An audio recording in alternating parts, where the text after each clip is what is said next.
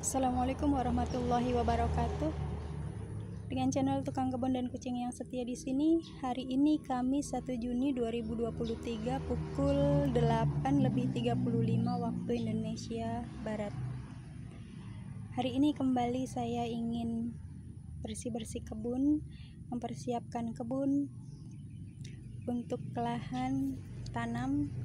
Insya Allah kali ini akan saya tanami berbagai jenis tanaman rambat. Khusus untuk lahan ini, selain singkong yang sudah tumbuh, insya Allah akan saya tanami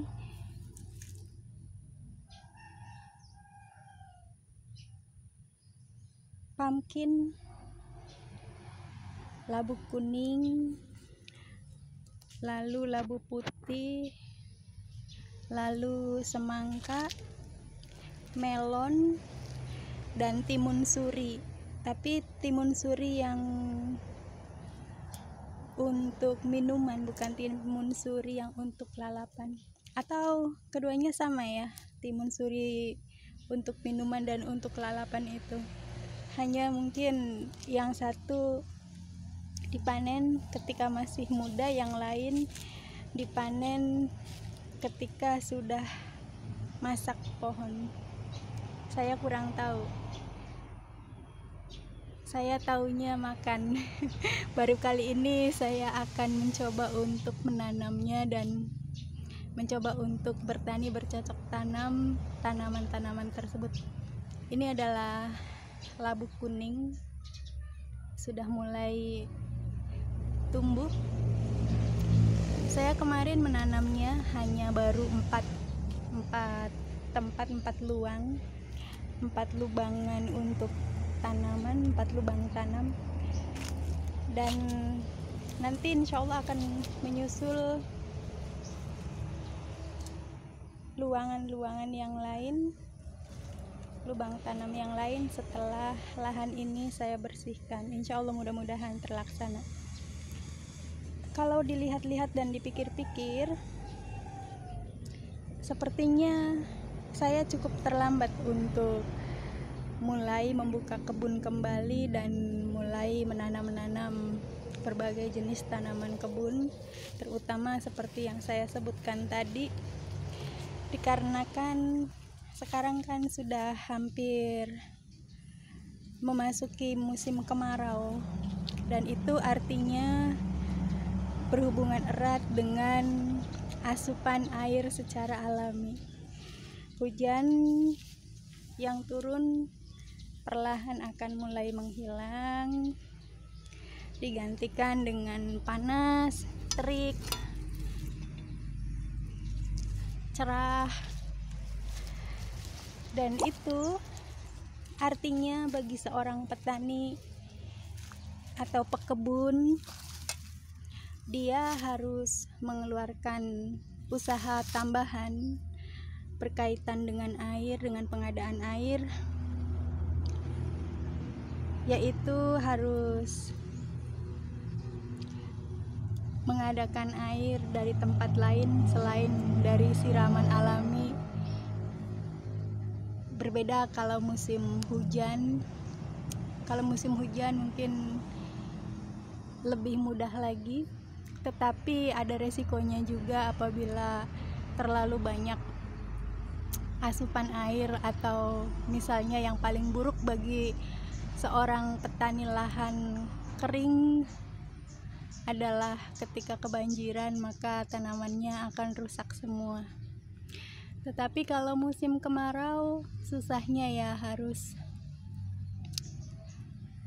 mengadakan air untuk penyiraman, dan itu resiko. Nah, kesalahan saya sekarang, menurut saya, adalah itu tadi. Karena sekarang ini memasuki musim kemarau, jadi mungkin hujan bisa jadi sudah mulai tidak turun lagi. Sedangkan bibit tanaman ketika mulai ditanam dan menjelang proses pertumbuhannya, pertunasannya, menurut logika saya tidak tahu ini benar atau tidak. Menurut logika saya yang belum berpengalaman dan belum memiliki penelitian terhadap hal ini, yaitu tunas-tunas tanaman ketika dia mulai bertumbuh akan membutuhkan asupan air yang cukup banyak, dan itu berarti saya harus rajin untuk menyiraminya. Itu saja mungkin salah satu kesalahan saya di dalam proses perkebunan kali ini.